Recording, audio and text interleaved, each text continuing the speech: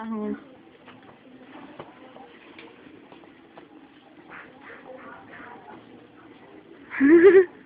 var lidt sjovt. Twitkin. Ja. Liam Payne. Og Andy. Hallo, skal vi ikke broadcast live nogle gange også?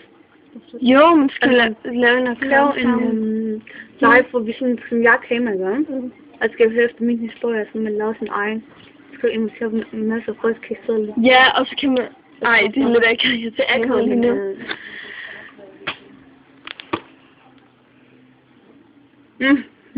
Ej, tænk hvis de andre drenge også var der. Nu ved der var en pige, der sagde, make a mommy.